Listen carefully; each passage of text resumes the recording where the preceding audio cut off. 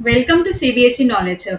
Class 7 chapter 2 nutrition in animals start करेंगे. सो nutrition in animals मतलब animals में खाने के जो पोर्शन होते हैं वो कहाँ से आते हैं और कैसे होता है वो पूरा प्रोसेस हम पढ़ेंगे. So you have learn in chapter 1 that plants can prepare their own food by the process of photosynthesis but animal can not. आपने अभी चैप्टर 1 में अभी यही पढ़ा था कि जो प्लांट्स है वो अपना फूड खुद ही प्रोसेस कर लेता है, खाना बना लेता है by the process of photosynthesis but animals can not. Animals ये नहीं कर पाता.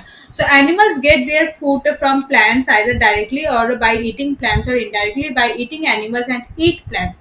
सो जो अदर एनिमल्स है या ह्यूमंस है ये दूसरे प्लांट के ऊपर डिपेंड होता है कि वो उस प्लांट को खाकर अपना पेट भरे या न्यूट्रिशन पाए, या तो वो इनडायरेक्टली प्लांट्स के ऊपर डिपेंड है, मतलब दूसरे एनिमल्स को खाता है जो एनिमल्स प्लांट्स खाता हो. सो या तो वो एनिमल्स को खाता है या तो वो प्लांट्स को खा के अपना न्यूट्रिशन पूरा करता है. Some animals eat both plants and animals. कुछ एनिमल्स ऐसा है जो प्लांट्स एनिमल्स दोनों ही खाते हैं. आपको याद है किसे कहते हैं? हम ऑमनिवर्स को कहते हैं, जो बोथ प्लांट्स एंड एनिमल्स दोनों ही खा सकता है. और जो हर्बीवर्स होता है, हर्बीवर्स हम किसे कहते हैं? जो सिर्फ प्लांट्स खाता हो. और कार्निवोरस जो फ्लेश या अदर एनिमल्स के जो फ्लेश होता है वो खाता हो. So recall that all organism including human require food for growth. So हर एक ऑर्गेनिज्म ह्यूमन को लेके सब मिलके सबको खाना चाहिए, फूड चाहिए. किसके लिए? ग्रोथ के लिए, रिपेयर के लिए, फंक्शनिंग ऑफ द बॉडी. तो बॉडी को और भी फंक्शन करने के लिए, काम करने के लिए भी उसे एनर्जी चाहिए. Animals nutrients includes the nutrients requirement, mode of intake of food, its utilization in the body. Animals nutrition जो होता है उसमें nutrients requirement होता है जिसमें खाना उस खाते हैं और उसे यूटिलाइज करके अपने बॉडी के पोर्शन को कंप्लीट करते हैं. You have studied in class 6 that food consists of many components. Try to recall and list them all. So आपने क्लास 6 में पढ़ा होगा कंपोनेंट्स ऑफ फूड में कि जो कंपोनेंट्स ऑफ फूड में कौन कौन से कंपोनेंट्स होते हैं न्यूट्रिएंट्स में. सो आपको ये वाला जो टेबल है ये आपको फिल करना है. सो चलिए इसे फिल करते हैं. सो फर्स्ट है carbohydrate, second fat, third protein, fourth vitamins, fifth minerals, sixth roughage and water. So they are all components of food, or we can say nutrients. The components of food such as carbohydrate are complex substance. आपने अभी जो one part पे carbohydrate पढ़ा वो एक complex substance है. So this complex substance can not be utilise as such. हम वो कॉम्प्लेक्स सब्सटेंस कार्बोहाइड्रेट को हम एज इट इज अपने बॉडी में नहीं हजम कर पाएंगे. So they are broken down into simpler substance. So जो कार्बोहाइड्रेट होता है वो छोटे छोटे टुकड़े पीसेस में हमारे बॉडी में सिंपलर सब्सटेंस में ब्रोकन हो जाए, टूट जाता है. The breakdown of complex components of food into simpler substance is called digestion. So हमारा जो components जो कार्बोहाइड्रेट्स है वो छोटे छोटे टुकड़े में जो पीसेस हो जाते हैं तो उस ताकि वो हम बहुत सिंपल हो जाए, हमें डाइजेस्ट करने में हेल्प हो, तो उसे हम क्या कहेंगे? डाइजेशन. सो डाइजेशन को क्या कहेंगे? The breakdown of small substance into smaller simpler substance is called digestion. देखो नीचे एक डायग्राम भी दिया है. This one is a complex substance. देखो पूरा एक चेन बना है, कॉम्प्लेक्स है पूरा. एसिड अगर ऐसा अगर लेट सपोज ये कुछ खाना है तो ये अगर आप डायरेक्ट नहीं खा पाओगे तो इसे आप क्या करते हो? पीसेस में डिवाइड कर लेते हो, आप जैसे टुकड़े टुकड़े कर लेते हो. तो ऐसे ही सिंपल सब्सटेंस बन जाता है ताकि हम डाइजेस्ट करने में उसे ईजी हो सके.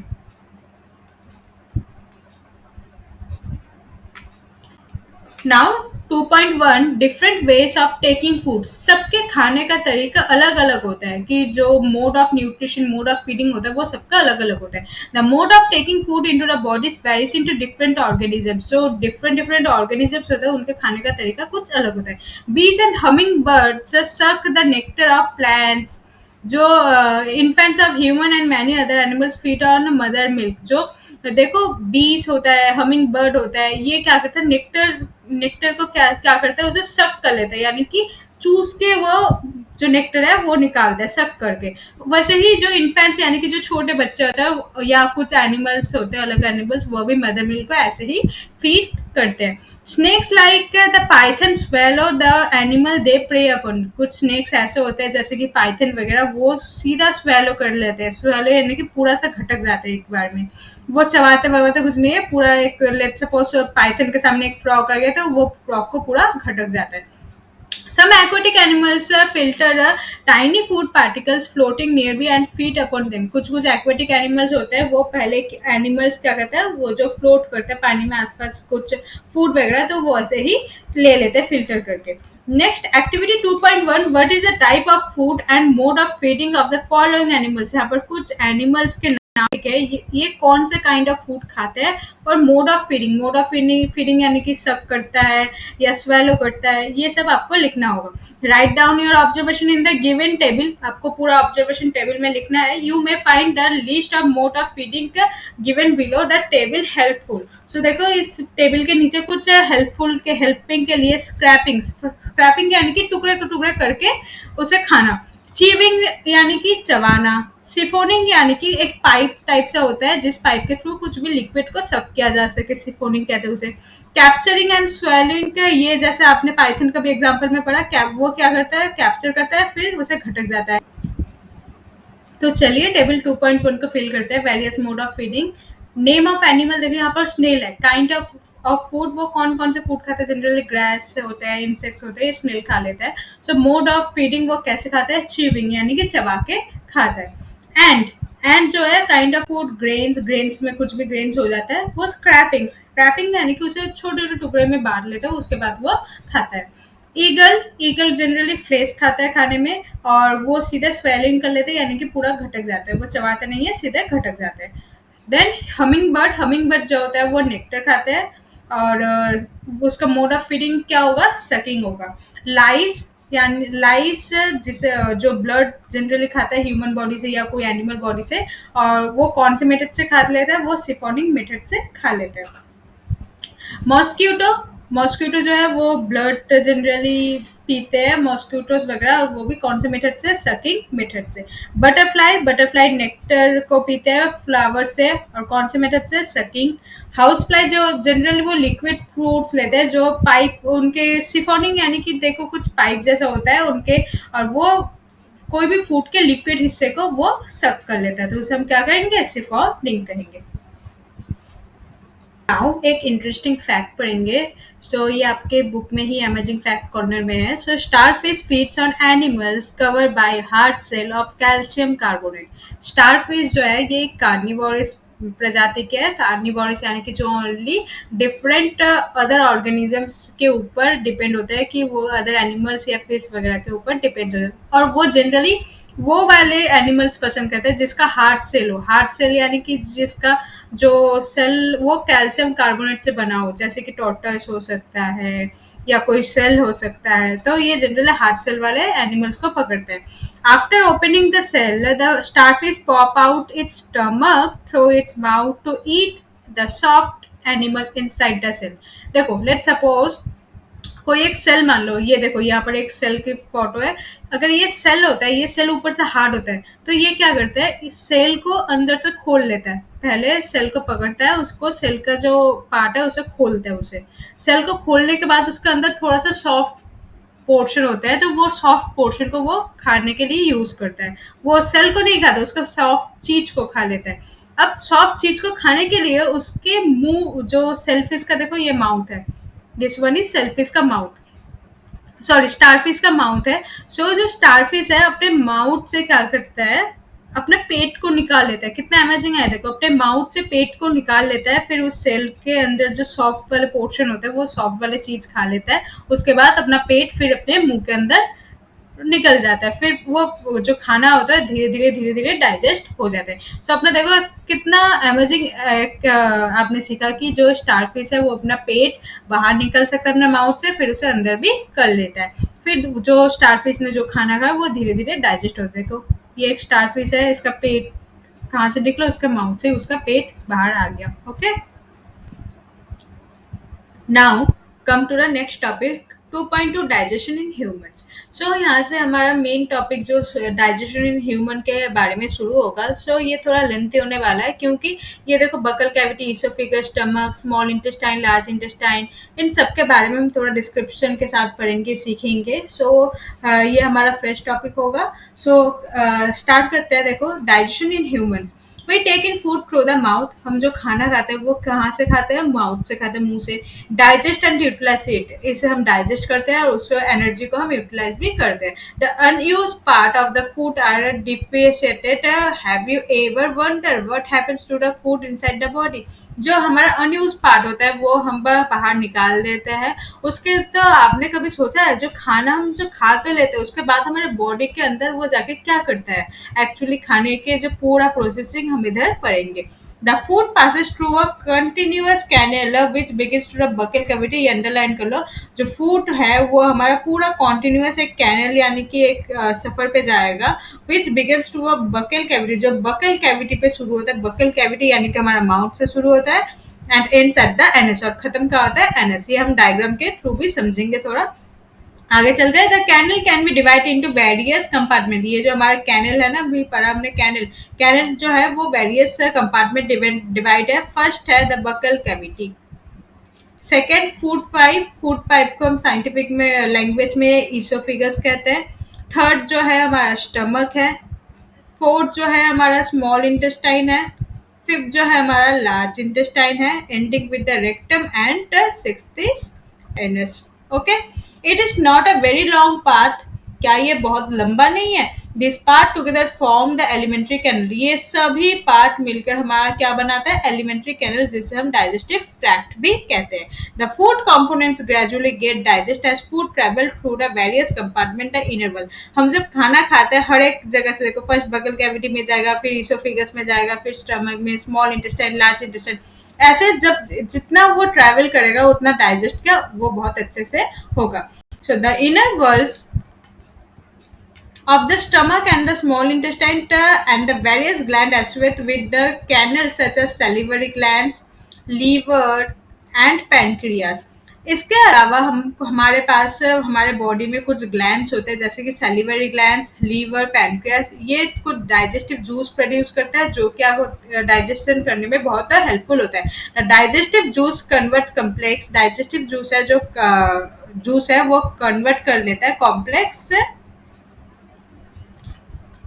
substance of food into simpler ones. The digestive tract and the associated glands are called together digestive system.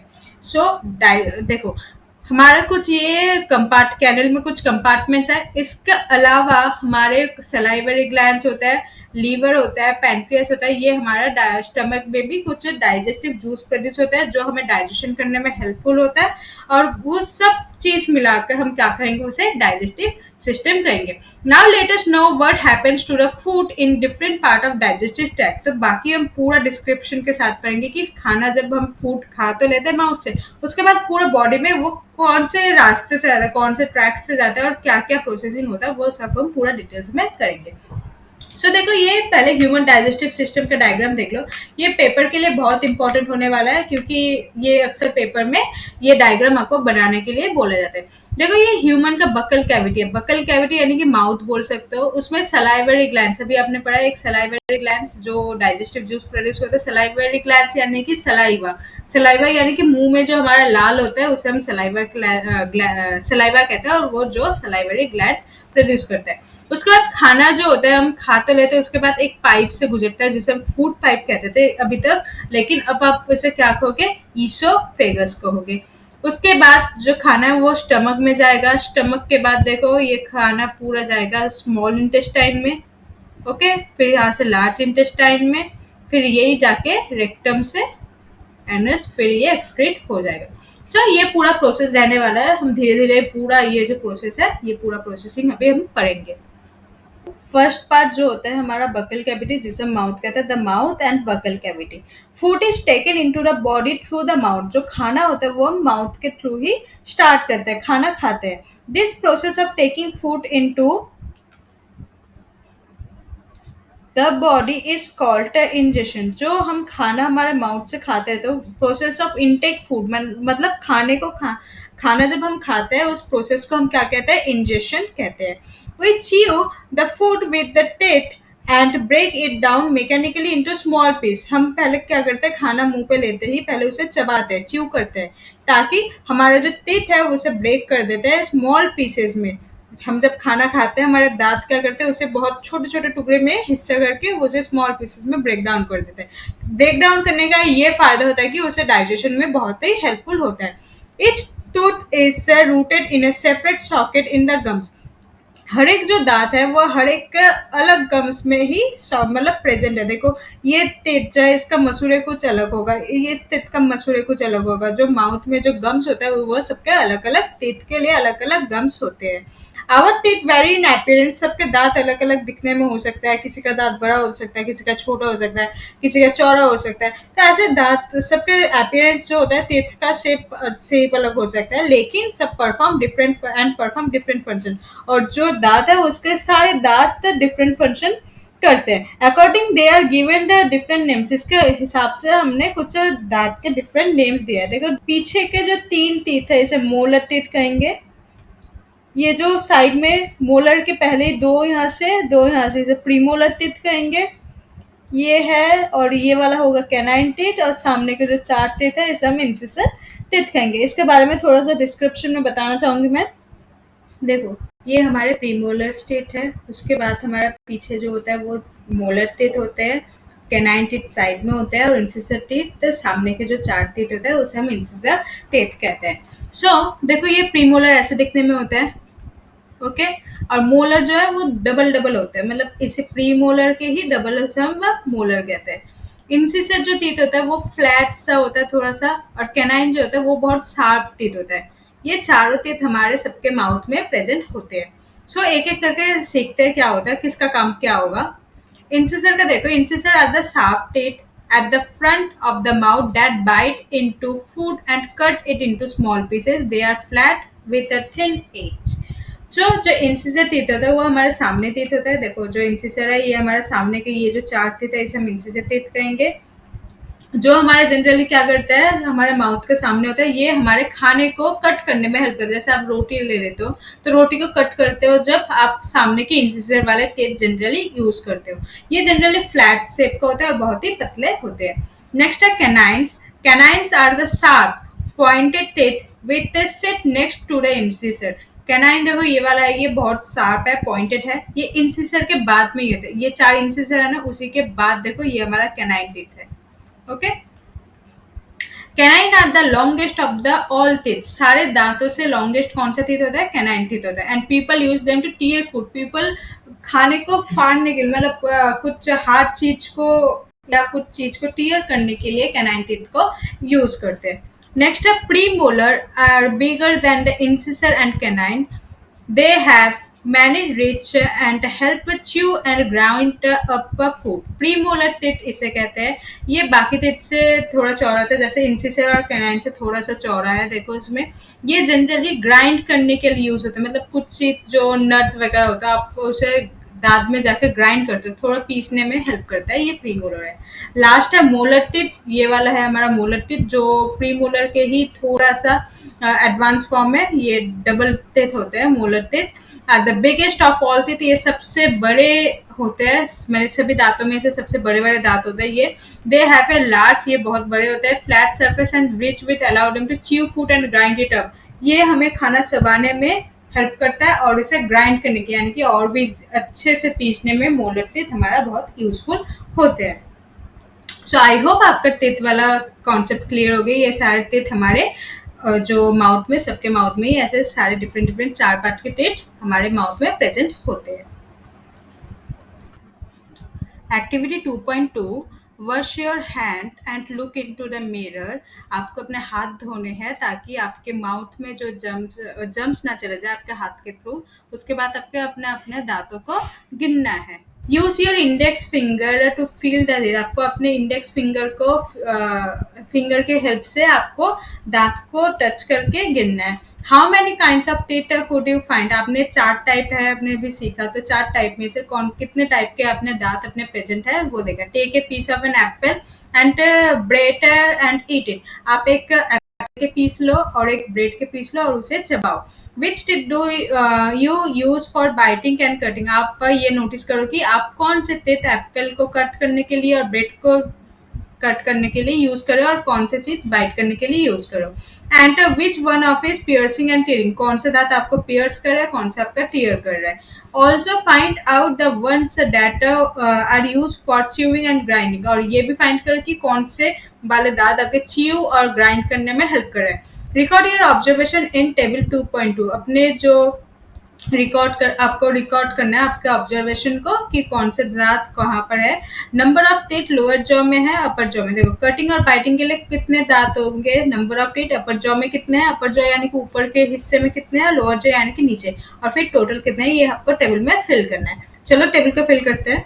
So cutting and biting के जो टीथ है हमारे लोअर जॉ में 4 टीथ है नीचे की तरफ, और ऊपर अपर जॉ यानी कि ऊपर की तरफ भी 4 टीथ है। तो टोटल नंबर ऑफ टीथ कितने हुए कटिंग और बाइटिंग के लिए, number of is 8। So piercing and tearing के लिए हमारे लोअर जॉ में 2 है, साइड में जो इंसिसेट टीथ है वो हमारे जो हमारा जो कैनाइन वाला टीथ है वो हमारा लोअर में 2 है, अपर जॉ में भी 2 है। So total number of teeth क्या है 4।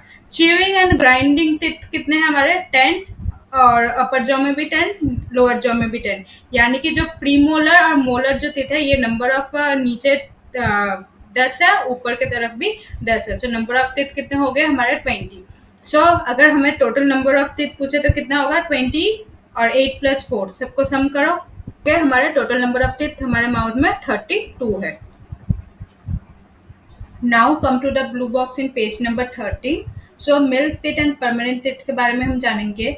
Do you remember about falling off your teeth some years ago, कुछ साल पहले आपके सारे दांत टूट जाते थे यानी कि गिर जाते थे, आपको याद होगा। The first set of teeth grows during infancy and they fall off the age between 6 to 8 years. जो पहला हमारा दांत निकलता है वो इन्फेंसी यानी कि हम जब बच्चे होते हैं उसी टाइम हमारा पहला दांत निकल जाता है, और वो फिर कब फॉल ऑफ होता है यानी कि टूट जाता है जब हमारा एज जनरली 6 से 8 के बीच में होता है, तब हमारा दांत जो होता है वो हमारे दांत टूट जाते हैं। तो एज लिख लो यहाँ पर, एक तो 6 to 8 ये अंडरलाइन करो। और हमारा फर्स्ट दांत कब ग्रो करता है वो इन्फेंसी टाइम यानी कि बचपन में ही, बहुत छोटे 6 या 8 मंथ से ही जनरली दांत हमारे आना शुरू हो जाता है। This are term milk teeth, वो जो दांत बचपन में आ जाते हैं उसे हम मिल्क टीथ कहते हैं, और वो कब टूट जाते हैं जब हमारा एज 6 से 8 के बीच में होता है, तब हमारा वो दांत टूट जाते हैं। सो इसे हम कौन सा दांत कहेंगे, मिल्क टीथ कहेंगे। Then the second set that replace them are the permanent teeth. उसके बाद जब 6 से 8 साल के बीच जब आपका दांत गिरा होगा, टूट गया होगा, उसके बाद नए से नया दोबारा दांत आ गया, तो उसे हम क्या कहेंगे, परमानेंट टीथ। वो जनरली परमानेंट होता है क्योंकि वो हमारा थ्रू आउट लाइफ चलता है, जब तक हमारे एज नहीं हो जाते तब तक हमारे क्या परमानेंट टीथ होते हैं, और ये पूरे लाइफ में होते हैं। और fall of during old age, ये या तो गिर जाते हैं जब बहुत एज हो जाते हैं तब वो दांत गिर जाते हैं, जैसे बचपन में हुआ था 6 से 8 साल के बीच जैसे दांत टूट जाता है, वैसे ही बहुत ओल्ड एज में वो टूटता है, या तो कुछ डेंटल डिजीज यानी कि दांत में कुछ प्रॉब्लम हो तब वो डेंटल डिजीज की वजह से वो टूटते हैं, अदरवाइज परमानेंट टीथ कभी भी नहीं टूट जाता।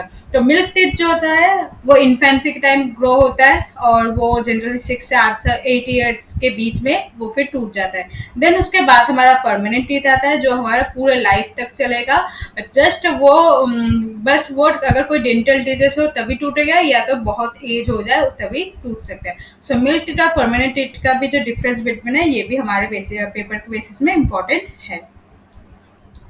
Our mouth has the salivary glands with secrete saliva. हमारे माउथ पे कौन से ग्लैंड्स है, सलाइवा ग्लैंड्स है जो क्या प्रोड्यूस करते हैं, सलाइवा प्रोड्यूस करते हैं। सलाइवा यानी कि जो हमारे मुंह में लाल होते हैं, यानी कि एक तरह से थूक समझ लो। सो वो सलाइवरी ग्लैंड्स हमारा प्रोड्यूस करता है। Do you know the action of saliva on food? So saliva कैसे हमारे एक्शन को काम करता है वो हम थोड़ा सा जानेंगे। Let us find out. Activity 2.3, यहाँ पर एक एक्टिविटी 2.3 है। Take two test tube, label them A and B. In the test tube A, put 1 teaspoonful of boiled rice. In test tube B, keep 1 teaspoon of boiled rice after chewing it for 3 to 5 minutes. Add 3 to 4 ml of water in both the test tube. Now pour 2 to 3 drops of iodine solution in each test tube and observe. देखो आपको 2 test tube लेना है, test tube A, this one is test tube A and this one is test tube B.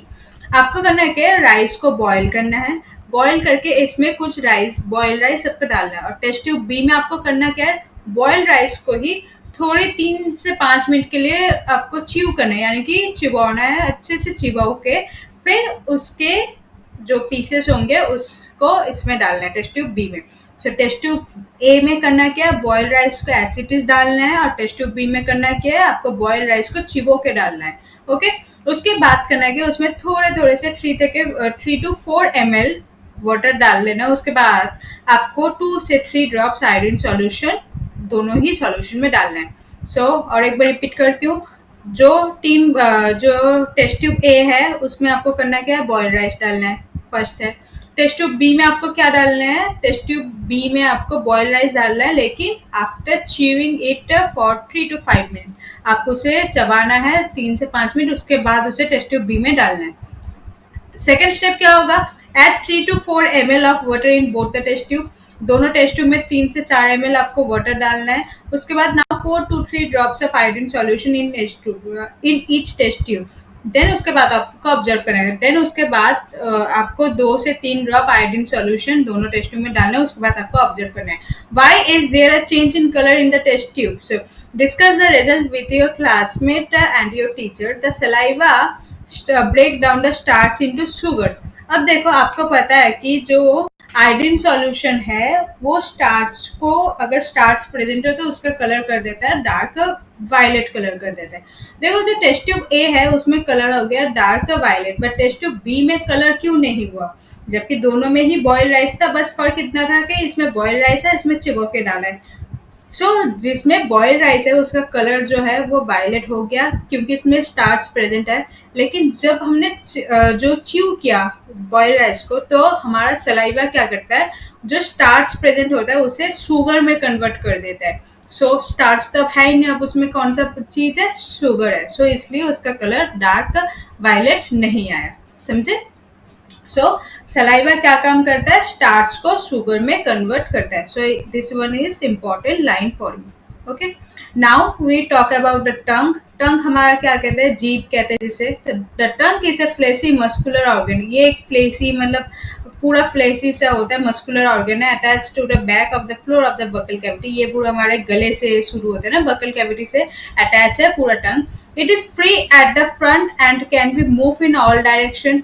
ये जो जीभ है हमारा बस गले में ही एक बकल कैविटी में अटैच है, उसके अलावा वो पूरा फ्री है, हम कहीं भी अपने जीभ को रोटेट कर सकते हैं। Do you know the function of the टंग, आपको पता होना चाहिए कि फंक्शन ऑफ टंग यानी कि टंग काम कौन सा करता है, आपको पता है।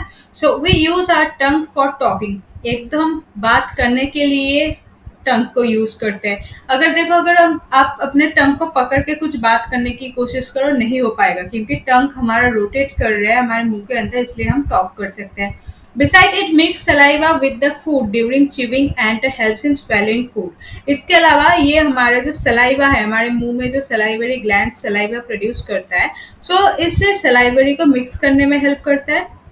उसके अलावा आपको खाना जो आप च्यू कर रहे हो या खाना मुंह में रोटेट कर रहे हो, फिर निगलने में, स्वेलो फूड करने में भी, निगलने में भी टंग हमारा बहुत बड़ा इंपॉर्टेंट रोल प्ले करता है। We also taste food without tongue, ये तो बहुत बेसिक है। हम जो हमारा खाना होता है उसका टेस्ट करते हैं किसके थ्रू, टंग के वजह से। टंग में ही हमें पता चल जाता है कौन सा चीज़ स्वीट होता है, कौन सा बीटर है, कौन सा शोर है, तो हमें टंग के ही मदद से, टेस्ट बड होता है उसके मदद से हमें पता चल जाता है।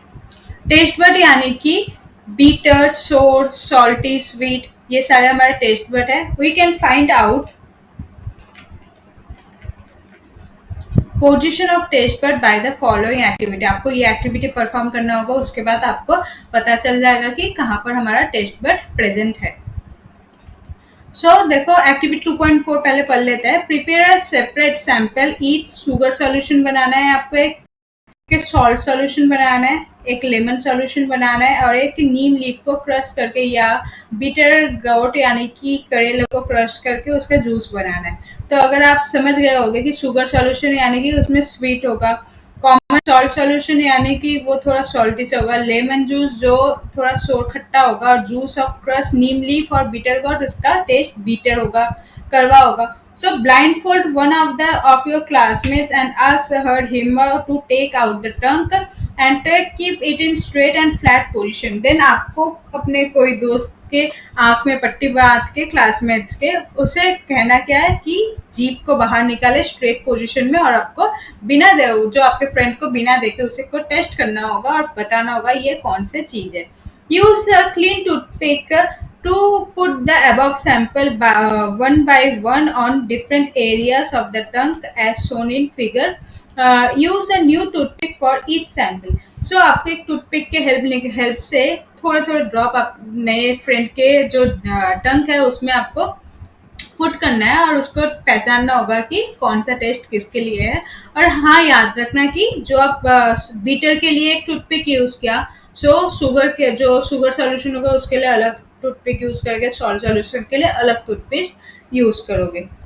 Ask the classmate which area of the tongue could detect the sweet, salty, sour and bitter etc. आपको फ्रेंड को डिटेक्ट करना होगा कि कहाँ पर स्वीट है, कहाँ पर सॉल्टी है, कहाँ पर सोर है और कहाँ पर बीटर है. ये आपको फ्रेंड को पता करना होगा, आइडेंटिफाई करना होगा. Okay, write down your observation and लेवल फिगर 2.6. देन आपको अपना ऑब्जर्वेशन करके उसके बाद इस जो डायग्राम है 2.6 में इसको वो आपको लेवल करना है. ये सो लेवल करते हैं. देखो, हमारे जो टंग के ये साइड और इस साइड में ये सोर समझ आएगा. जो हमारा टेस्ट बड होगा सोर का इस साइड है, यानी कि खट्टा. सॉल्टी जो है हमारा टंग के फ्रंट के हिस्से में साइड में होगा, यहाँ पर हम सॉल्टी फील करेंगे. स्वीट जो है हमारा टंग के जो एकदम बिल्कुल फ्रंट पार्ट में, वहाँ पर हम स्वीट समझ सकेंगे. और बीटर जो है हमारा एंड पार्ट ऑफ द टंग, यहाँ पर हम बीटर समझ पाएंगे. ये भी हमारे डायग्राम में आइडेंटिफाई करने के लिए पूछ लेते हैं, तो ये भी आप एक बार नोट कर लो. Food pipe esophagus. The swallow food passes into the food pipe और esophagus. अब हमने खाना तो माउथ से खा लिया, उसके बाद खाना जो है वो हम निकलते भी है, तो वो कहाँ से पास होता है? फूड पाइप, जिसे हम ईसोफिगस भी कहते हैं, वहां से वो खाना आगे कंटिन्यू होता है. Look at figure 2.2. The food pipe run along the run. जो हमारा फूड पाइप है वो हमारा नेक से जो है वो रन करता है. तो हमारा फूड पाइप कहाँ से स्टार्ट होता है? नेक से. देखो, यहाँ पर एक इमेज, यहाँ पर एक डायग्राम लिखा है, बना हुआ है. Movement of food in oesophagus of the alimentary canal. Alimentary canal में जो हमारा खाना है, जो फूड पाइप में से जो खाना जाता है, कैसे जाता है वो है. ये फूड है, सो ये फूड ट्रांसफर हो रहा है इधर से, धीरे धीरे धीरे धीरे नीचे आएगा, फिर वो स्टमक के और चले जाएगा. सो इस तरह हमें फूड पाइप का पता हो. पहले want to know you how food move in opposite direction during vomiting. देखो, हमेशा हमें पता है कि खाना नीचे की तरफ ही जाता है. सो पहले को जानना है कि जो जब वोमिटिंग होता है, तो वोमिटिंग के लिए तो फिर खाना तो उसी पाइप तो हमारा एक ही है, तो वोमिटिंग के लिए हमारा जो खाना फिर दोबारा फिर मुंह से बाहर आता है. सो ऑपोजिट डायरेक्शन में कैसे वोमिटिंग मूव करता है. सो इसका क्वेश्चन भी हम करेंगे. इसका हमारा नेक्स्ट पार्ट जो होगा उसमें हम जो क्वेश्चन आंसर सीरीज होगा उसमें हम ये सारे पहेली भूजों के क्वेश्चन और कुछ इंपॉर्टेंट एक्स्ट्रा क्वेश्चन तब करेंगे. सो तब तक आप इसका आंसर ढूंढ के रखो.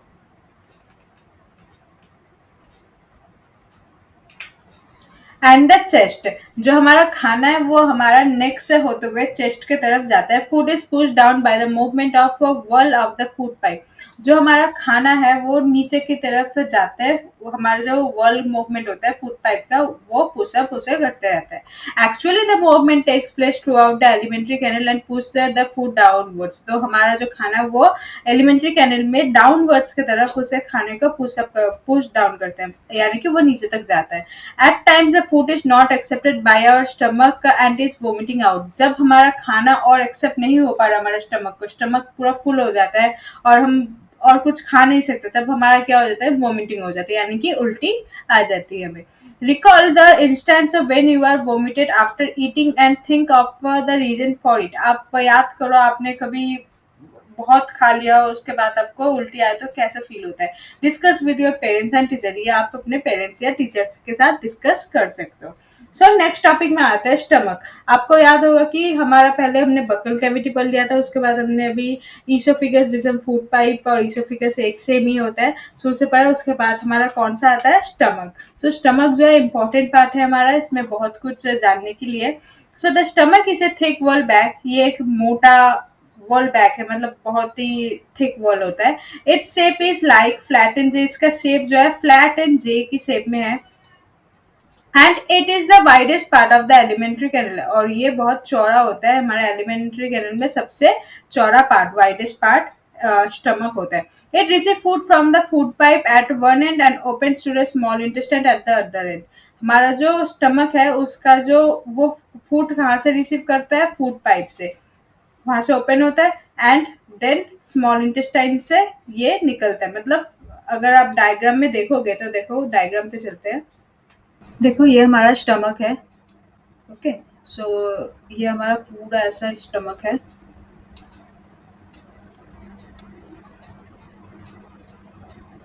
अब जो स्टमक है वो खाना कहाँ से रिसीव कर रहा है, देखो हमारा जो खाना है ऐसे ईसोफिगस से चलते हुए स्टमक पे आ रहा है। तो फर्स्ट इसका एक ओपनिंग है, ये है ईसोफिगस से, यानी कि फूड पाइप से खाना रिसीव करता है स्टमक।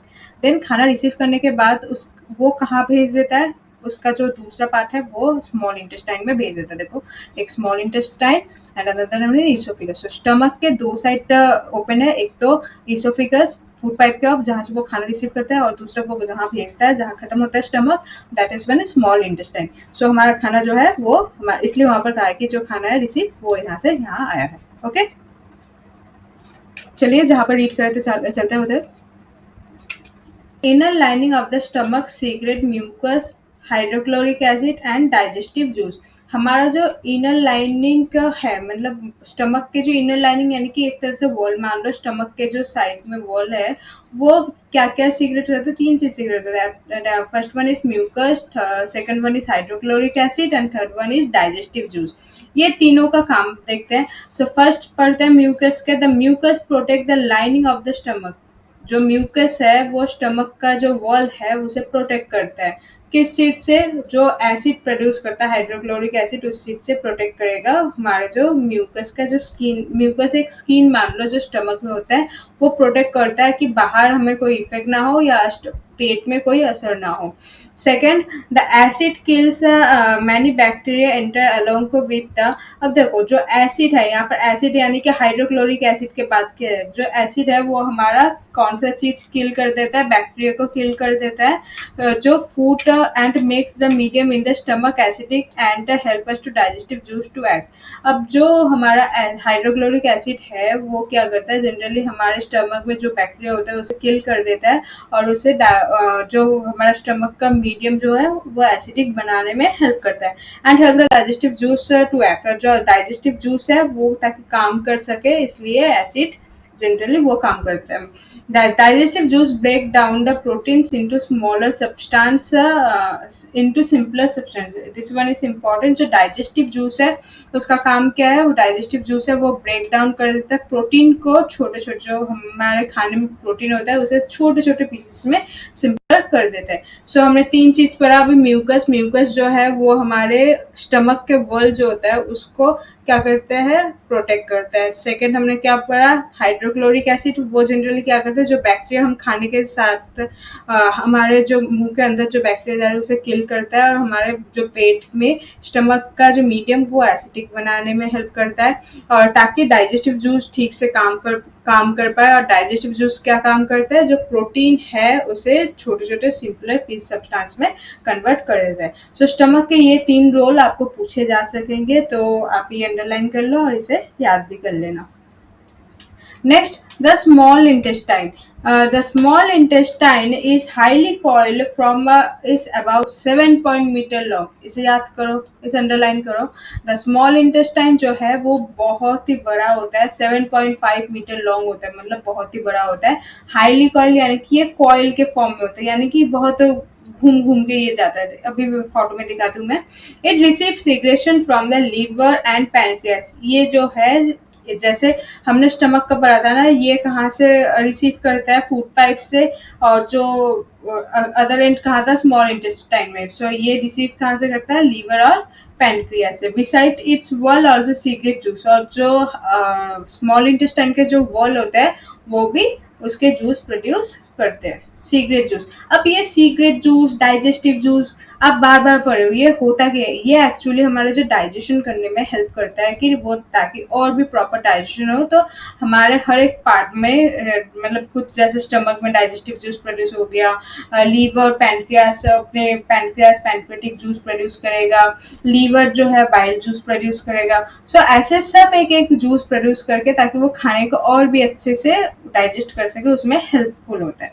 नेक्स्ट देखो, the liver is a reddish brown gland in the upper part of the abdomen to on the right side.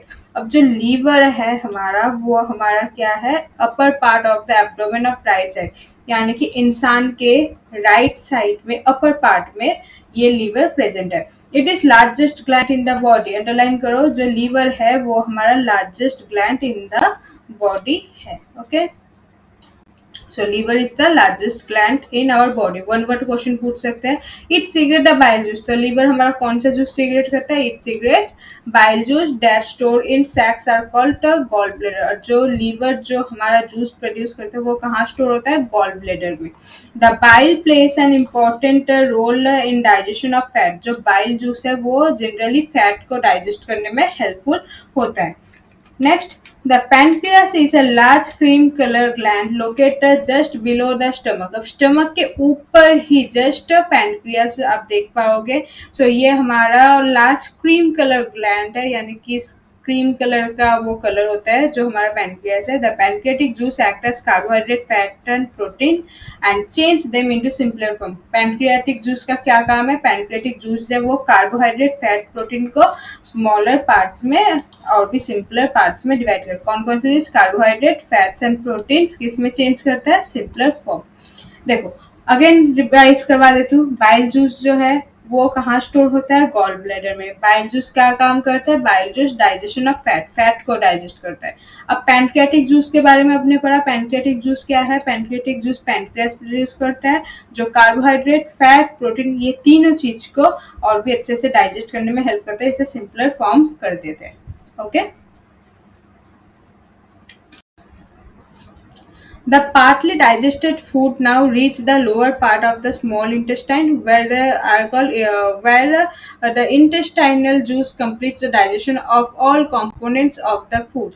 अब जो आधा अधूरा जैसे भी डाइजेस्ट हुआ हो वो फूड कहाँ चला जाता है, स्मॉल इंटेस्टाइन में। फिर स्मॉल इंटेस्टाइन में कौन सा जूस प्रोड्यूस होता है, इंटेस्टाइनल जूस, जो क्या करता है और भी उसे डाइजेस्ट करने में हेल्प करता है।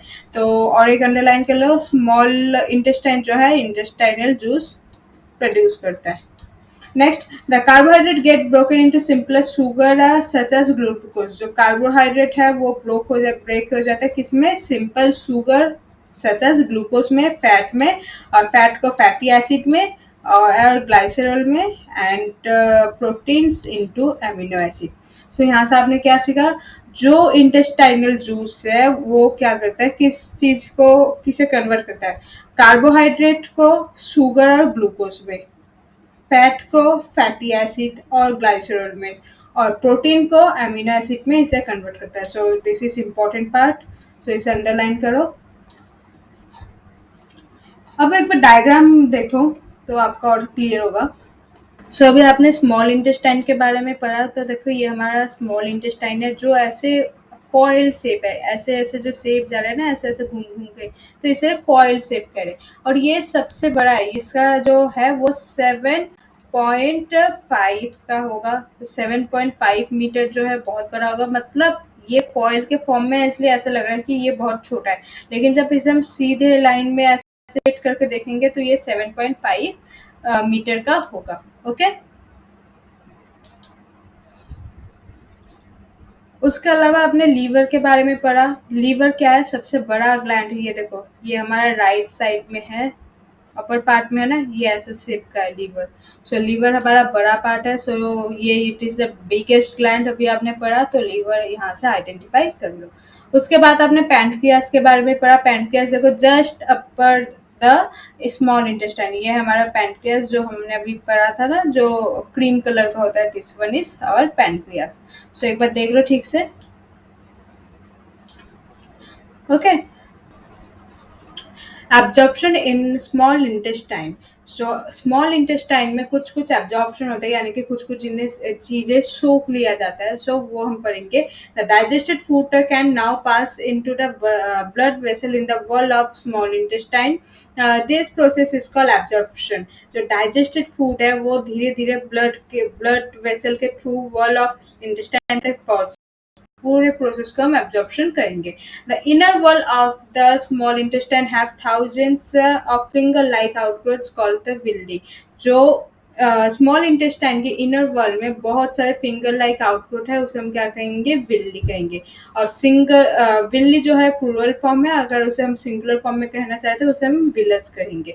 Can you guess what the role of villi could be in the small intestine? So small intestine में विल्ली का क्या काम हो सकता है? The villi increase the surface area for absorption of the digested food. Each villi has a network of thin, small blood vessels close to its surface.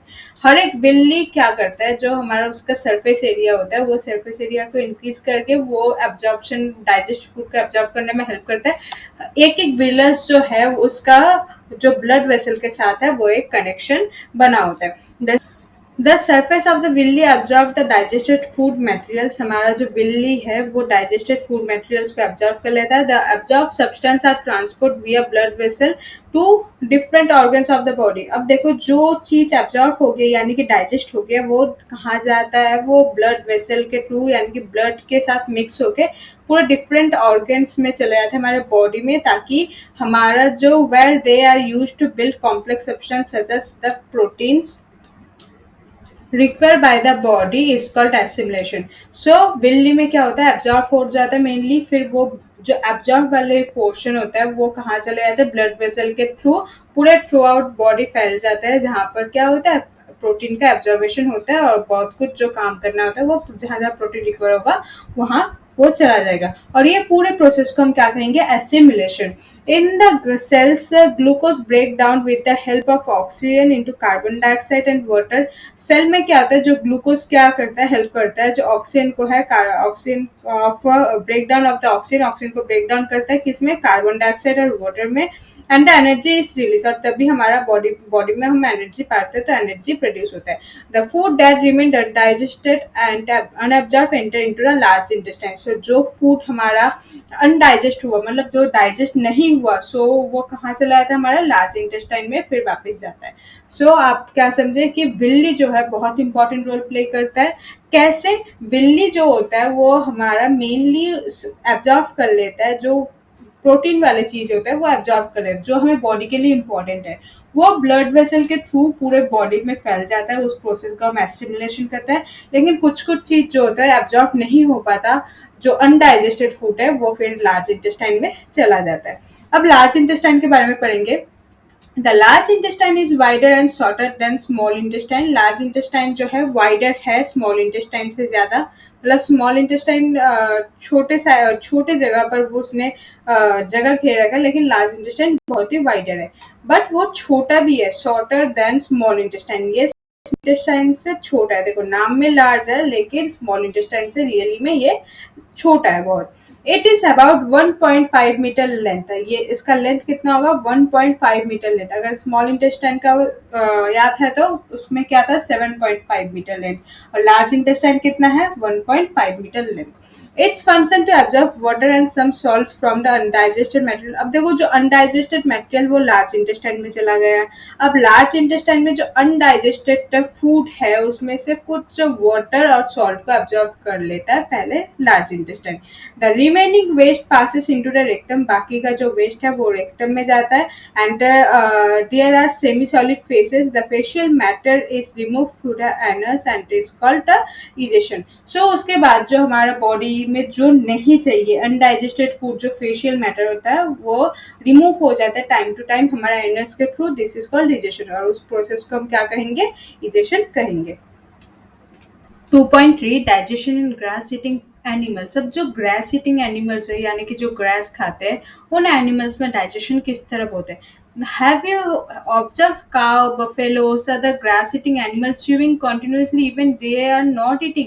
आपने कभी observe किया है कि काउ, बफेलो या कोई और ग्रास ईटिंग एनिमल जो हमेशा च्यू करते रहते हैं, चबाते रहते हैं कुछ ना कुछ, लेकिन वो कुछ खाते नहीं है। तो मतलब उस टाइम कुछ नहीं खाते वक्त भी वो कैसे चबाते पाते, क्या चबाते हैं actually? They quickly swallow the grass and stored in the part of the stomach called rumen. Actually वो करते क्या है, देखो जब उन्हें खाना मिलता है, ग्रास मिले, वो क्या करते हैं, जल्दबाजी में जस्ट खा लेते हैं, उसे ठीक से उसे डाइजेस्ट नहीं करते, ठीक से चबाते नहीं है। वो जो होता है वो ग्रास को कहाँ स्टोर कर लेते हैं, अपने अंदर एक पार्ट है human. Here the food gets, वहां पर जो खाना है partially digested and it's called curd. और जो खाना वो देखो ग्रास ईटिंग प्लांट होता है, जो ग्रास ईटिंग एनिमल्स जो होता है वो ग्रास को जल्दी जल्दी कैसे जैसे तैसे निकल लेते हैं, और वो अपने जो ग्रास को ये जो ह्यूमन वाले पोर्शन है यहाँ पर स्टोर करके रखते हैं। और जो उसे पार्शियली डाइजेस्ट होता है, यानी कि वो जो खाना, वो जो ग्रास उन काउस या बफेलो ने, ग्रास ईटिंग एनिमल्स ने खाया है, वो ठीक से वो डाइजेस्ट नहीं हुआ, वो पार्शियली मतलब आधा अधूरा डाइजेस्ट वाला है, और उसे हम क्या कहेंगे, कट कहेंगे।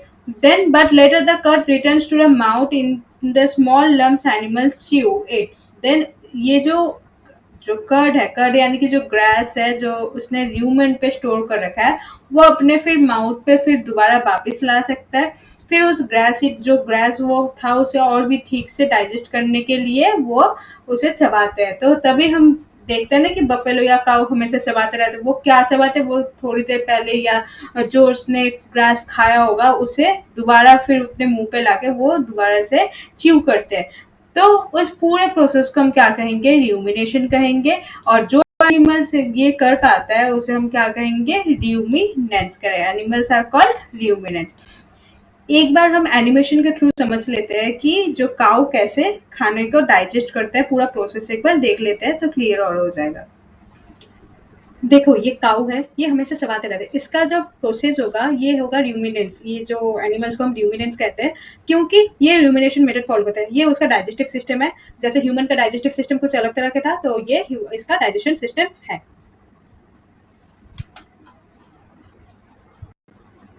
सो काऊ देखो हमेशा चबाते ही रहता है। इसका डाइजेस्टिव सिस्टम में देखो ये होगा rumen, reticulum, एमसम,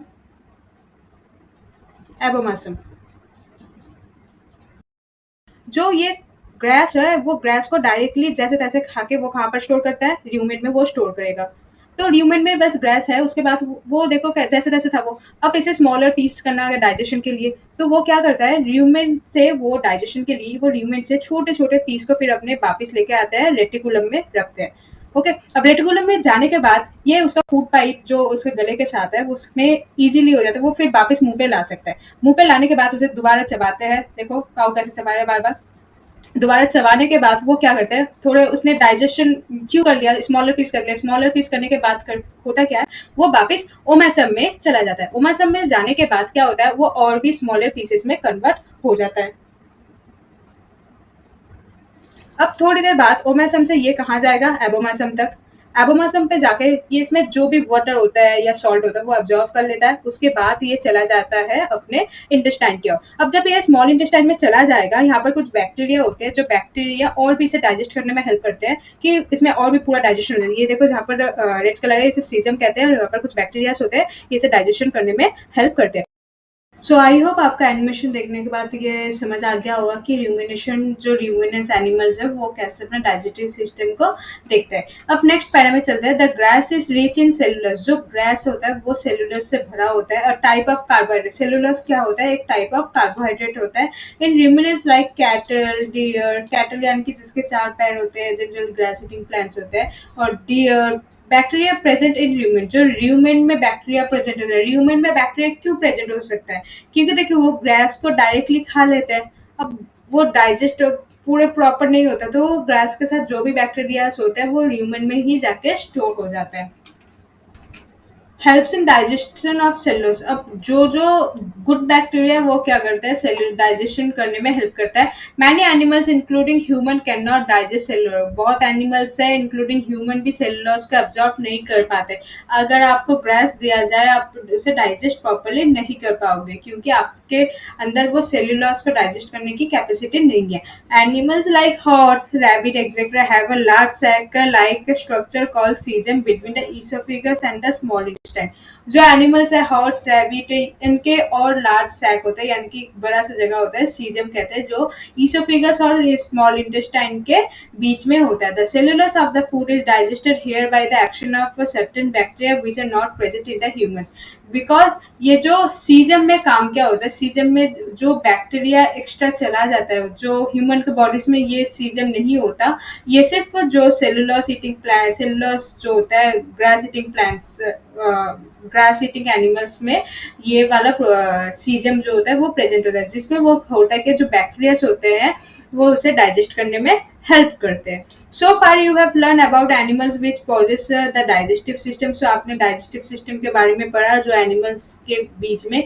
but there are many small organisms which do not have mouth and digestive system. But ऐसा भी ऑर्गेनिजम्स होते हैं बहुत स्मॉल जिसकी कोई माउथ भी नहीं है ना ही डाइजेस्टिव सिस्टम है. Then how do they acquire the digest food. Then वो डाइजेस्ट फूड को डाइजेस्ट कैसे करते हैं.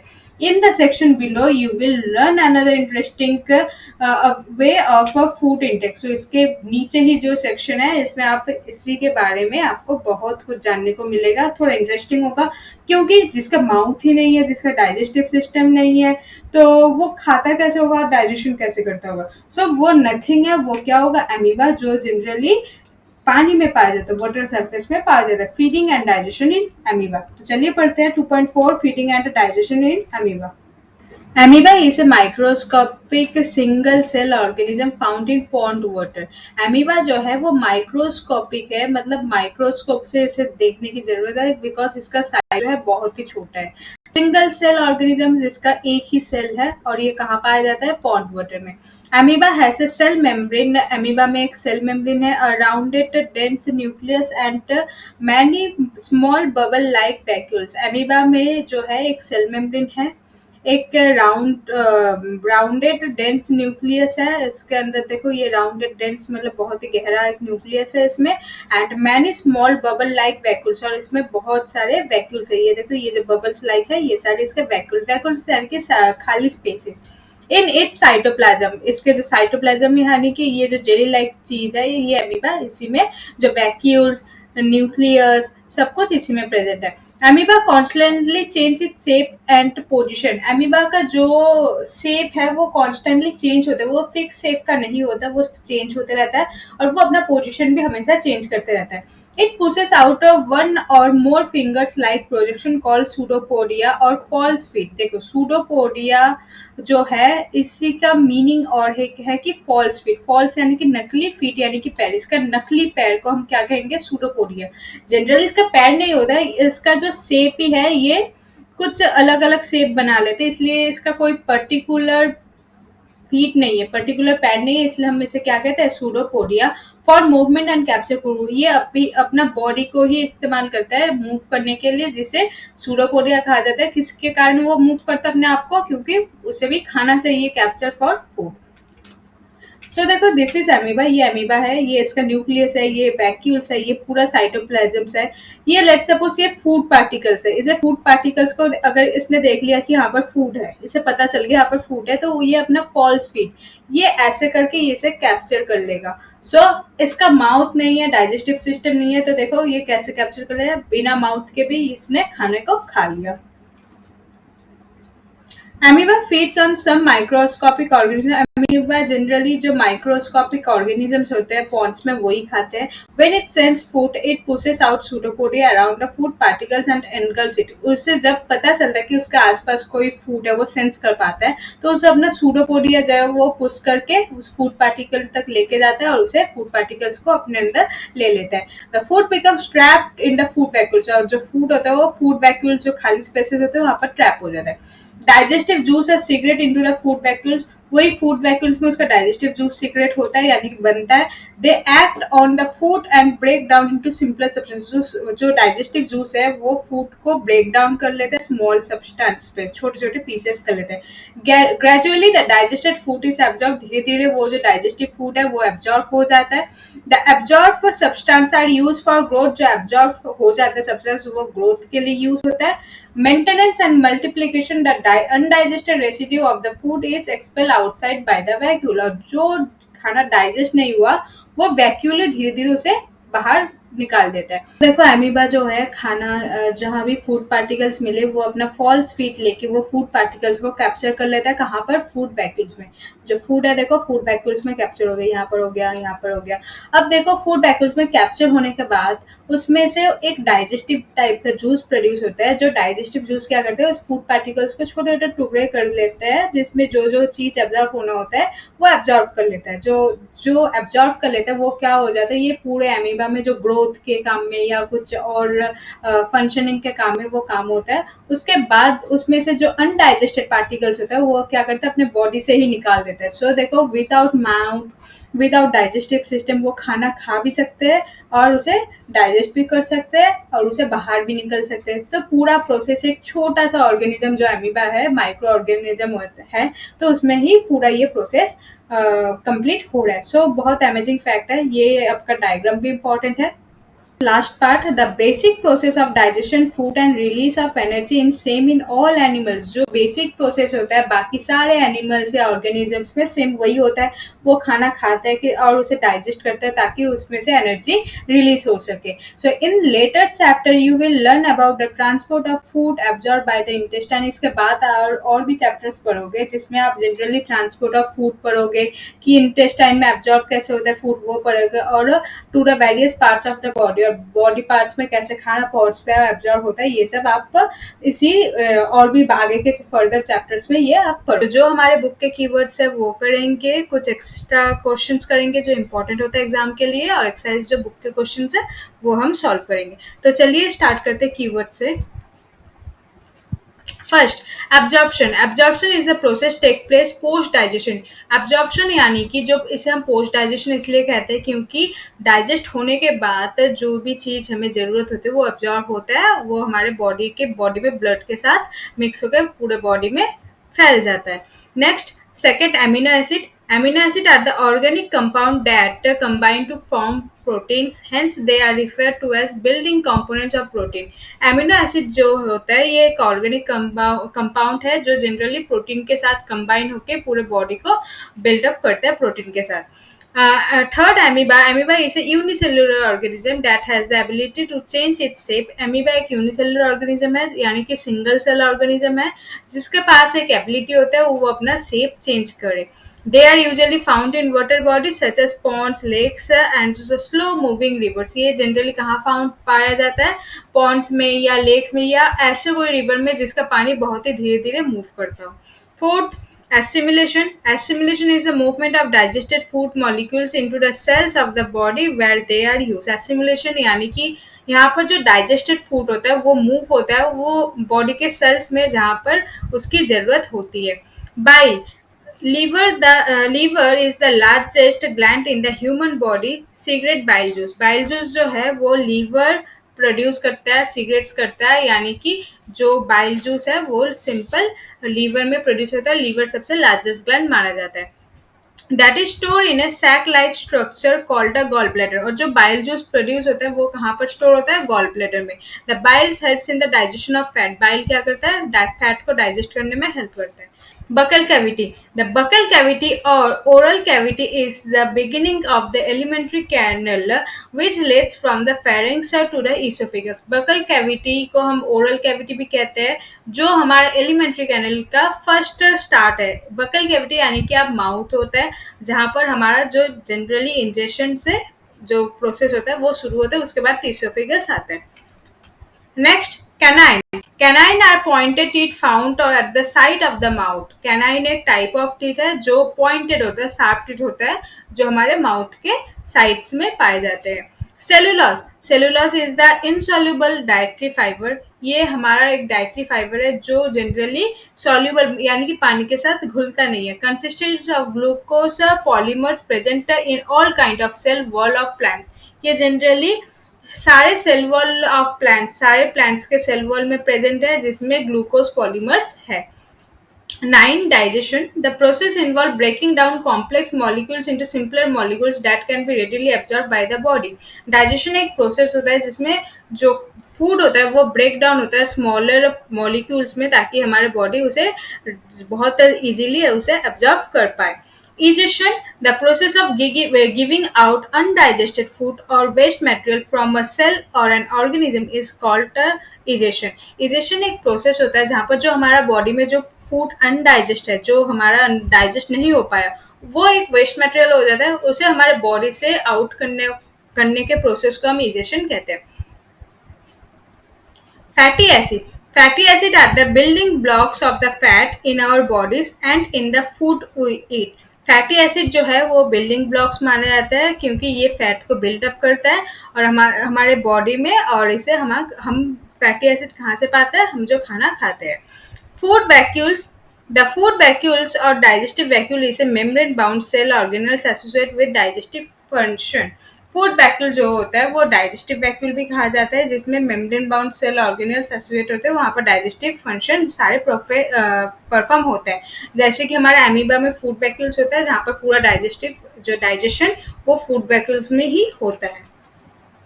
13. Gallbladder. Gallbladder is a small pear-shaped organ located under your liver that store and release bile. Gallbladder जो है ये बहुत ही स्मॉल साइज का होता है, पियर शेप में होता है।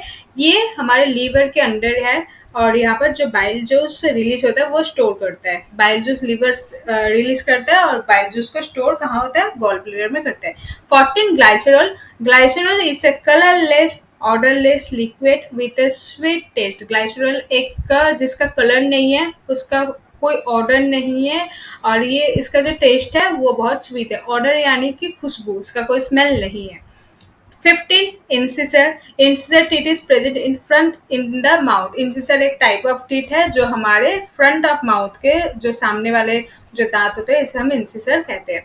16. Ingestion. Ingestion can be referred as the organism consumption of a substance or you can say intake of food is called ingestion. Ingestion यानी कि आप जब खाना खाते हो, कोई भी ऑर्गेनिज्म कोई फूड कंज्यूम करता है, उसे हम क्या कहेंगे, इंजेक्शन।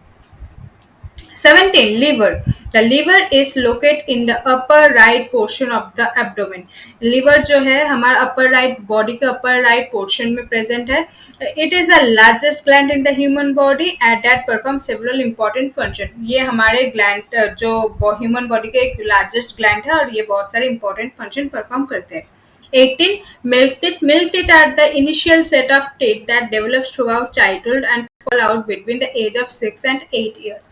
Milk teeth जो है वो हमारा, हम जब बचपन होते हैं, बचपन में ही इन्फेंट एज में ही मिल्क टीथ ग्रो होना शुरू हो जाता है और वो जनरली 6 से 8 साल के बीच में मिल्क टीथ टूट जाता है।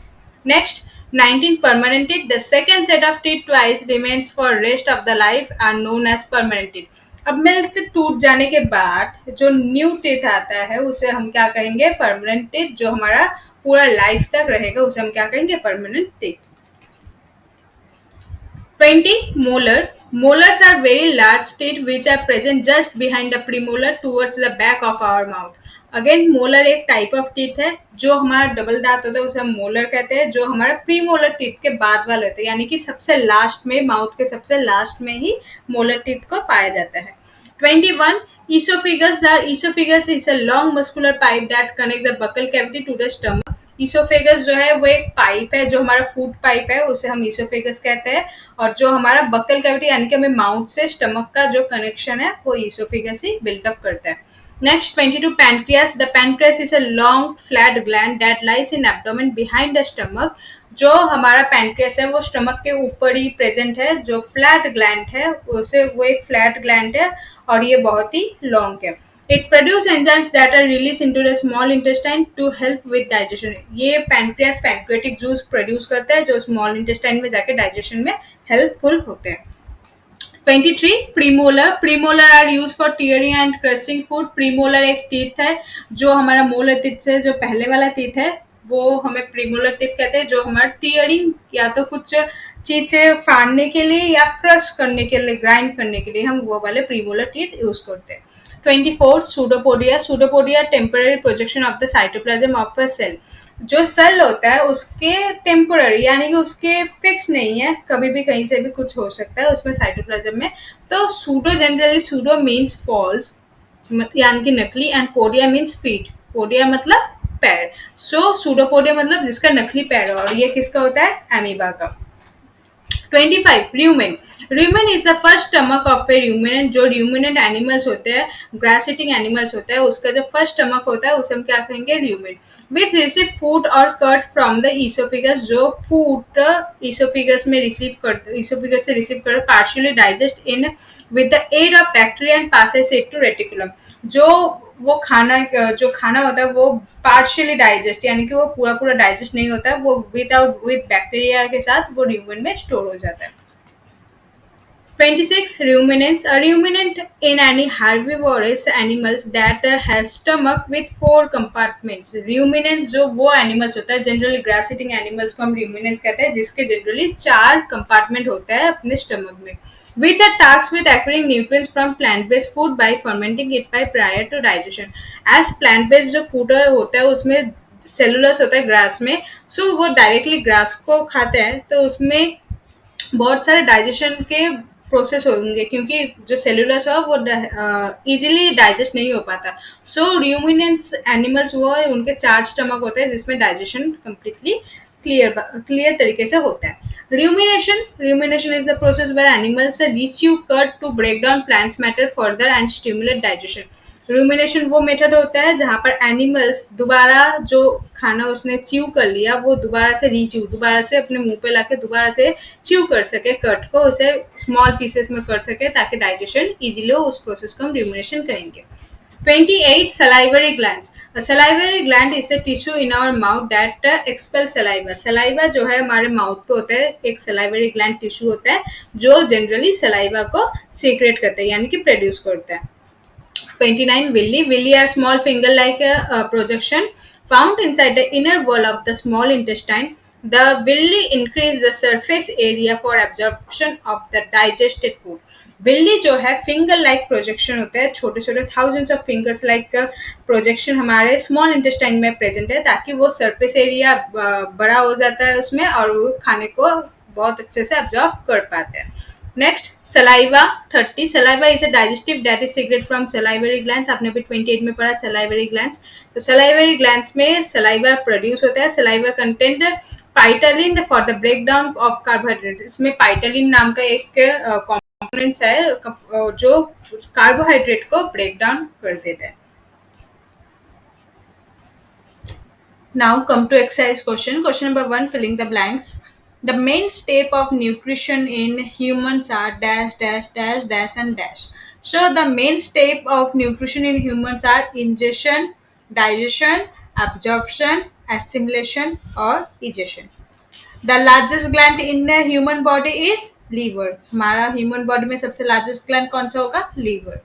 C, the stomach release hydrochloric acid and dash juice which act on food। stomach कौन कौन से चीज रिलीज करता है? एक तो hydrochloric acid and another one is digestive juice जो फूड पे एक्ट करता है।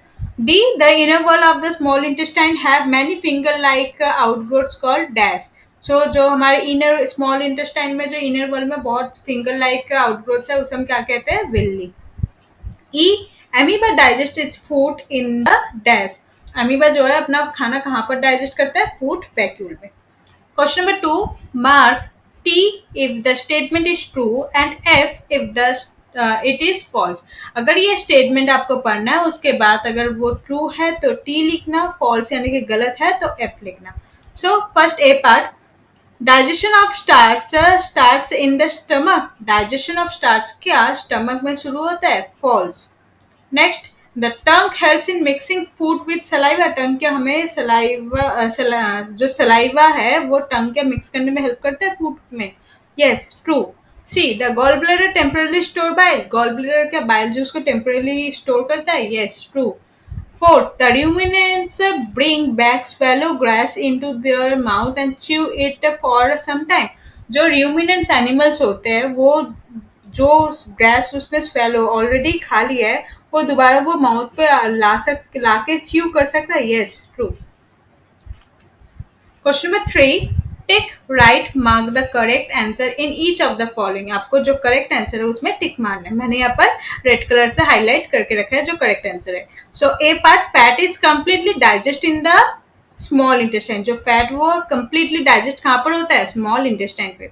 B, water from the undigested food is absorb mainly in the large intestine. जो जनरली हमारा जो अनडाइजेस्ट फूड में से जो वाटर एब्जॉर्प्शन होता है वो कहाँ पर होता है? जाके लार्ज इंटेस्टाइन में होता है।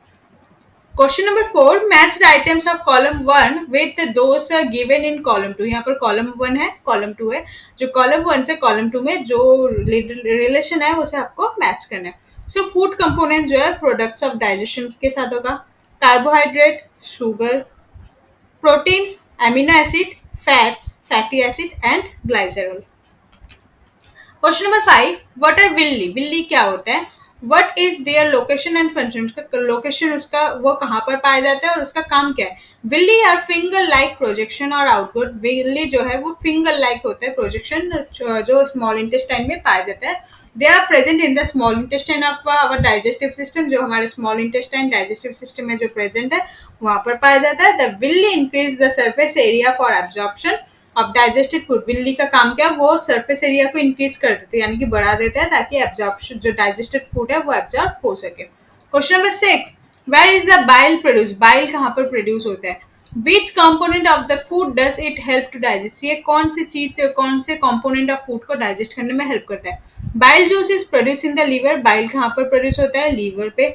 And it helps in digestion of fat by breaking large fat globules into smaller once. ये क्या करता है? जो फैट को है वो ब्रेक डाउन कर देते हैं स्मॉलर चीज में ताकि वो डाइजेस्ट और अच्छे से हो सके। Question number 7, name the type of carbohydrate that can be digest by ruminants but not by humans. ऐसा कौन सा टाइप ऑफ कार्बोहाइड्रेट है वो रूमिनेंट्स डाइजेस्ट कर सकते हैं लेकिन ह्यूमन नहीं कर सकते? गिव द रीजन अच्छा, और उसका रीजन भी देना हमें।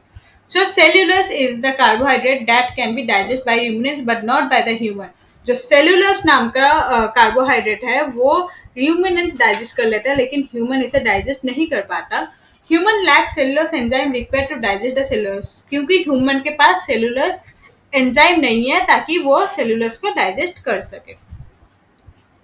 Question number 8, why do we get instant energy from glucose? हम ग्लूकोज खाने के बाद तुरंत इंस्टेंट एनर्जी कैसे हमें मिल जाता है? Glucose is a simple sugar which is easily absorb into whereas other carbohydrate are first broken down into glucose and then absorbed। देखो, अगर आप कोई जनरली फूड खाते हो कार्बोहाइड्रेट वगैरह, कोई भी फूड खाते हो तो उसमें कार्बोहाइड्रेट पहले ब्रोक डाउन होता है, उसके बाद वो ग्लूकोज में कन्वर्ट होता है, उसके बाद वो जाके एब्जॉर्ब होता है। लेकिन ग्लूकोज जो होता है वो ऑलरेडी सिंपल शुगर है, वो डायरेक्टली ब्लड के साथ मिक्स होता है। इसमें तो कोई ग्लूकोज में क्या होता है, उसे कार्बोहाइड्रेट उसे ब्रेक डाउन नहीं करना पड़ता, उसे कन्वर्ट नहीं करना होता। सो ग्लूकोज क्या होता है? डायरेक्टली इंस्टेंट एनर्जी प्रोवाइड कर देता है। Question number 9, which part of the digestive canal is involve in? आपको यहाँ पर देखो, फर्स्ट है एब्जॉर्प्शन ऑफ फूड, कहाँ पर होता है? Small intestine. Second, chewing of food, आप कहाँ पर खाने को चबाते हो? बकल कैविटी, माउथ पे। थर्ड, किलिंग ऑफ बैक्टीरिया, कहाँ पर होता है? Stomach. Fourth, complete digestion of food, कहाँ पर कंप्लीट डाइजेशन होता है फूड का? Small intestine. Fifth, formation of faeces, faeces कहाँ पर बनता है? Large intestine. Question number 10, right one similarity, एक सिमिलरिटी यानी कि जो सेम चीज होता है, एंड वन डिफरेंट, जो अलग चीज है, डिफरेंट है, between nutrition in amoeba and human being. Human being और एमीबा में एक सिमिलरिटी यानी कि सेम चीज बताओ और एक डिफरेंस बताओ यानी कि अलग चीज बताओ। तो सिमिलरिटी को सेम क्या, both amoeba and human follow the holozoic type of nutrition. दोनों ही, चाहे एमीबा हो और ह्यूमन हो, वो दोनों ही होलोजैक टाइप ऑफ न्यूट्रिशन को फॉलो करते हैं। सेकेंड, डिफरेंस क्या है? Human intake food from buccal cavity, human जो खाना है वो बकल कैविटी से खाते हैं। In amoeba food is ingested through pseudopodia, लेकिन एमीबा में वो खाना कहाँ से खाता है? सूडोपोडिया से।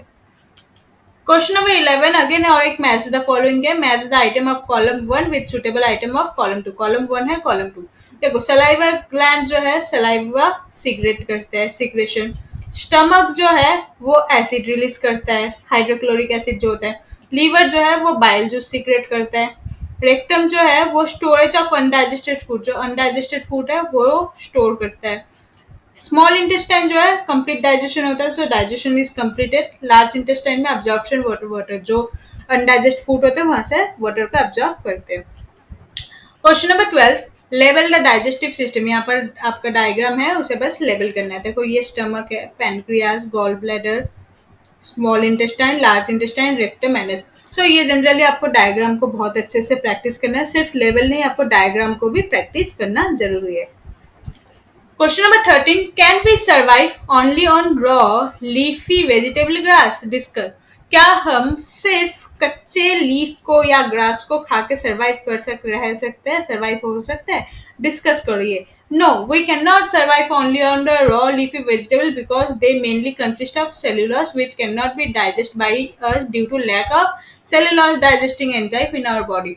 नहीं, हम लीफी और कच्चे पत्ते खाकर हम जिंदा नहीं रह सकते, क्योंकि कच्चे पत्ते या ग्रास में क्या होता है, सेलुलोज होता है, जो क्या हम डाइजेस्ट नहीं कर पाते क्योंकि हमारे बॉडी में कोई सेलुलोज डाइजेस्टिव एंजाइम नहीं है। सो हम कच्चे जो रॉ लीफी वेजिटेबल और ग्रास को डाइजेस्ट ह्यूमन बीइंग नहीं कर सकते। ये ओनली कौन कर सकता है? र्यूमिनेंट, जो ग्रास ईटिंग एनिमल्स है वो ही कर सकते हैं। Now start with extra questions.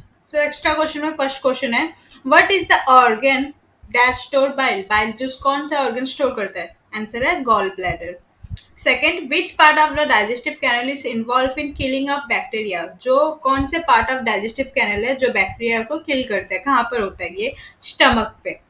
Third, name the part of digestive canal involve in chewing of food. हमारे ऐसा डाइजेस्टिव कैनल पे कौन सा पार्ट है जो हमारे फूड को च्यू करता है? कौन सा है? माउथ। इसके जगह बकल कैविटी भी लिख सकते हो। Question number 4, where are fats digest in the body? हमारे बॉडी में फैट कहाँ पर डाइजेस्ट होता है? Fats are mainly digested in the small intestine. Fat कहाँ पर डाइजेस्ट होता है? हमारे स्मॉल इंटेस्टाइन में। Question number 5, where is the water from undigested food absorb in the body? हमारे बॉडी में जो अनडाइजेस्टेड फूड है वहां से वाटर एब्जॉर्ब होता है, वो कहाँ पर प्लेस होता है? Water from undigested food is absorb in the body in large intestine. कहाँ पर से अनडाइजेस्टेड फूड में से वाटर कहाँ एब्जॉर्ब होता है? लार्ज इंटेस्टाइन में। Question number 6, what kills bacteria that enter along with the juice to act? कौन सा ऐसा चीज है जो बैक्टीरिया को किल कर देते हैं जब हम कोई खाना खाते हैं? The acid kill many bacteria that enter along with the juice to act. So एक हाइड्रोक्लोरिक एसिड होता है जो हमारे बैक्टीरिया को किल कर देते हैं। Question number 7, where food is completely digested? अगर ये क्वेश्चन पूछे तो कहाँ पर कम्प्लीटली डाइजेस्ट होता है? हमेशा small intestine. The food is completely digest in the small intestine. Question number 8, what are the end product of carbohydrate? Carbohydrate से हमें क्या मिलता है? कार्बोहाइड्रेट जब ब्रेकडाउन हो जाता है उसमें से हमें क्या मिलता है? The carbohydrate get broken into simple sugar called such as glucose. Carbohydrate किसमें ब्रेकडाउन होता है? सिंपल शुगर में, जिसे हम क्या कहते हैं? Glucose. Question number 9, name the end product of fats? Fat से हमें क्या मिलता है? फैटी एसिड और glycerol. Question number 10, write the end products of protein? Protein से हमें क्या मिलता है? Amino acids. Question number 11, what is diarrhoea? Diarrhoea क्या होता है? Sometimes we have experience the need to pass watery stool frequently, this conditional is known as diarrhoea. Diarrhoea ये होता है कि हमारे बॉडी से एक्सेस ऑफ वाटरी चीज हो जाता है, कि हमारे बॉडी से बहुत से वाटर एक्सेस हो जाता है। एक तरह से लूज मोशन बोल सकते हैं, उसे हम क्या कहेंगे? डायरिया। जहाँ पर हमारा वोमिटिंग होता है और हमारा फेसेस भी जो होता है वो वाटरी सब्सटेंस हो जाता है। Question number 12, what is ORS? ORS का फुल फॉर्म क्या और ORS क्या होता है?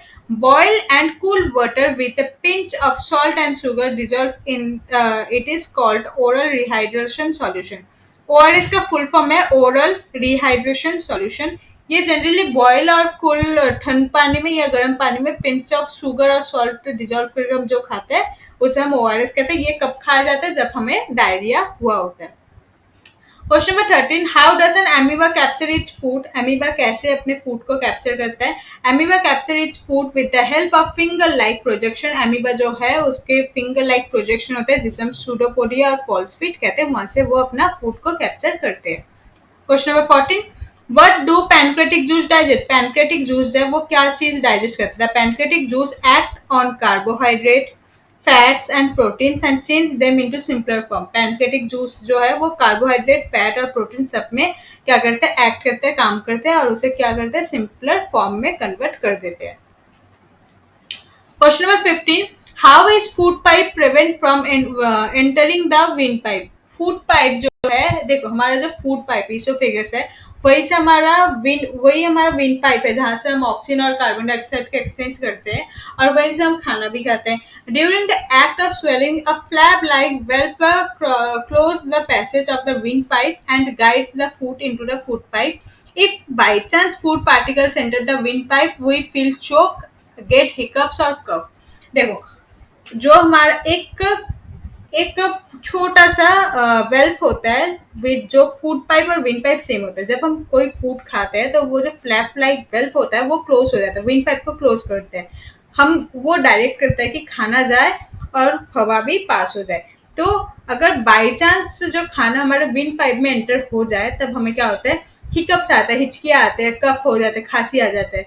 सो ये क्वेश्चन नंबर 15 इंपॉर्टेंट है एक तरह से। Number 16, how can we prevent tooth decay? हमारे जो दांतों में सड़न हो जाता है तो उसे हम कैसे प्रिवेंट कर सकते, रोक सकते हैं? Bye cleaning the teeth with a brush at least twice a day. हमें दांत को हमेशा ब्रश से क्लीन करना होता है दिन में 2 बार। By rinse the mouth after every meal. खाने के बाद हमेशा मुंह में पानी लेके कुल्ला करना हमें जरूरी होता है, रिंस करना होता है।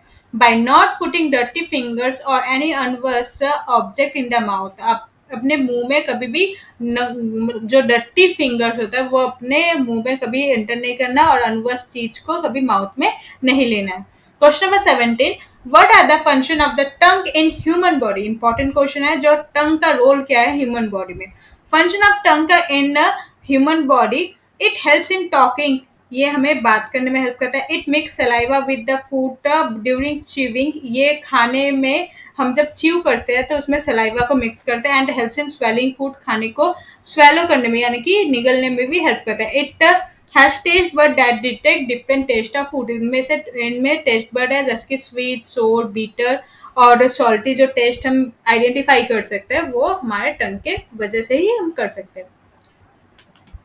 Question number 18. Ruminants such as cow and buffalo swallow their food hurriedly and then sit restfully and chew their food. Can you say reason why? Ruminants जो है वो अपना खाना जल्दी जल्दी खा लेते हैं, उसके बाद वो आराम से बैठ के फिर च्यू करते हैं। आप रीजन बता सकते हो क्यों? तो digest the food completely ruminants keep the food as curds, क्योंकि रूमिनेंट्स के पास रूमिनेंट्स जो होता है उसके पास एक गुड पार्ट है कि वो कर्ड्स को दोबारा वापस मुंह पे ला सकते हैं, इसलिए वो जल्दी जल्दी में खाना खा लेते हैं फिर आराम से वो चबाते रहते हैं। क्वेश्चन नंबर 19, भूजन पहली बार eating their food hurriedly so that they could go out and play during the recess. Boojho Paheli जो है लंच में बहुत जल्दी जल्दी खाना खा के बाहर निकल, मतलब उन्हें रिसेस में खेलने जाना है तो इसलिए वो जल्दी जल्दी खाना को खा रहे हैं। Boojho start coughing violently, Boojho जो है वो कफ करना स्टार्ट कर देता है। Think of the reason why he was coughing and discuss with your friend. आपको रीजन बताना है कि भूजो क्यों कफ कर रहा था। अभी आपने पढ़ा कि हमारा जो विंड पाइप और फूड पाइप है सेम है। सो अगर वो खाने को जल्दी जल्दी खाना खाता है कोई, या वो खाते खाते बात करते हैं या हंसता है, तो हमारा जो फूड पाइप और विंड पाइप का जो वेल्प होता है वो उसमें मिक्सअप हो जाता है, जिसके वजह से वो विंड पाइप में खाना चला जाता है, फूड चला जाता है, जिसकी वजह से वो कफिंग या हिकअप्स होने लगता है। Question number 20, why the food move in opposite direction while vomiting? देखो फूड हमेशा हम खाते हैं तो वो हमारा स्टमक की ओर जाता है, यानी कि वो नीचे की डाउनवर्ड्स डायरेक्शन में जाता है, लेकिन जब वोमिटिंग यानी कि उल्टी के टाइम जो खाना होता है वो रिवर्स आ जाता है। सो वो बताना है आपको। The food moves in the opposite direction during vomiting by creating reverse peristaltic movement in the oesophagus. हमारे जो बॉडी में जब वोमिटिंग फील होता है हमारा रिवर्स पेरिस्टाल्टिक मूवमेंट होता है ईसोफिगस में। Vomiting is common when we eat too much food that contain more fat, when the food is poison immediately sleep after eating too much food.